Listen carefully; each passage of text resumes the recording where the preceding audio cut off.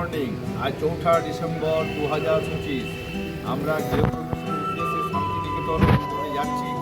Ganadevata express Bandel থেকে ধরবো। Just গুরুজি এসে পৌঁছালেন, কুমার আছে, রাজ ভিডিও করছে। আমরা খানিকক্ষণের মধ্যে আমরা গণদেব নিয়ে আমরা বসে পড়েছি। প্রথমে আমাদের গুরুজি মনোরঞ্জন বাবু আছেন, তারপরে রাজ, তারপরে জিৎ। আমরা কিছুক্ষণের মধ্যেই ব্যান্ডেল স্টেশনে পৌঁছে যাব।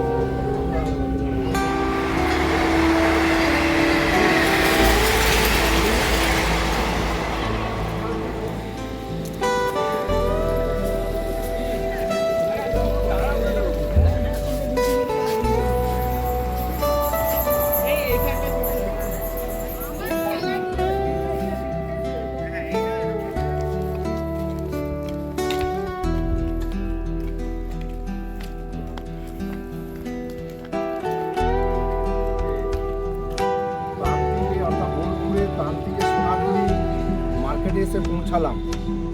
খুব ভালো লাগছে। সোনাঝুরি মার্কেট, আজ সোনাঝুরি মার্কেট খোলা। সপ্তাহে একদিন বুধবার বন্ধ থাকে, বাকি 6 দিনই খোলা থাকে। আজকে সোনাঝুরি মার্কেট আমরা ঘুরে ঘুরে দেখবো, আমরাও মার্কেটিং করব এবং আনন্দ উপভোগ করবো। আমরা সব ঘুরে ঘুরে দেখাচ্ছি। চলুন। হ্যাঁ, গুরুজি বলছেন আকাশবাণী বাংলা। তুই ঘুরে দেখা।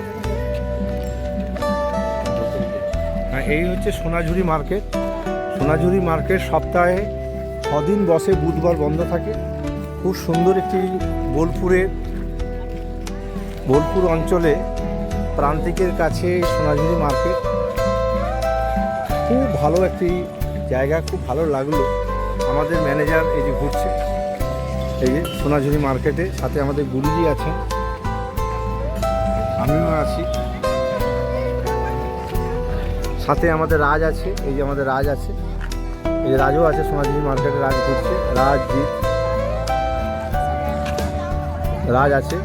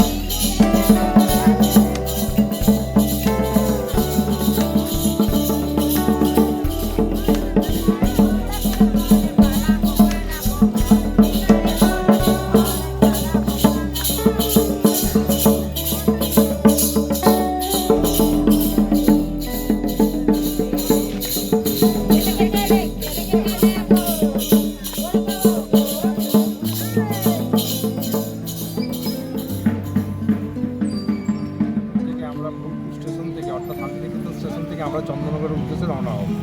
আমরা গণদেবতা এক্সপ্রেসে ব্যাক করব। যাই হোক, আর আমরা কিছুক্ষণ সোনাঝুরি মার্কেটে থাকবো। খুব ভালো লাগবে সোনাঝুরি মার্কেটে।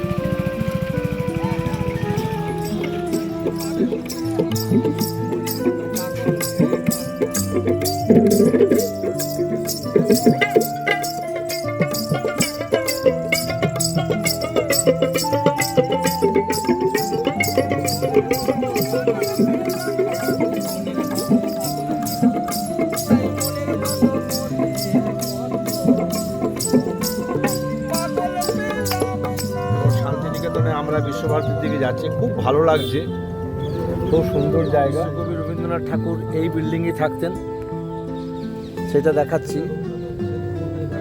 রবীন্দ্রনাথ ঠাকুর শেষ জীবনে, অর্থাৎ বিশ্বকবি রবীন্দ্রনাথ ঠাকুর ছাতিমতলা বলে নাকি জায়গা আছে। আমিও নাম শুনলাম প্রথম, সেই জায়গাটা দেখাচ্ছি। কাছে আমরা পৌঁছে গেলাম। কিছুক্ষণ আগে আমরা সোনাঝুরি হাট দেখে বিশ্বভারতীতে কাছে আমরা পৌঁছে গেলাম।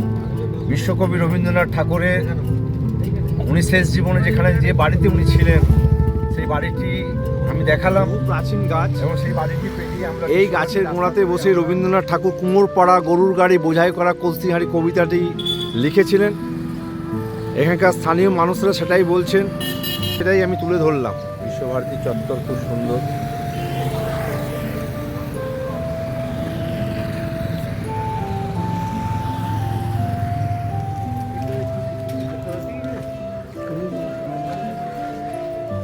দাদা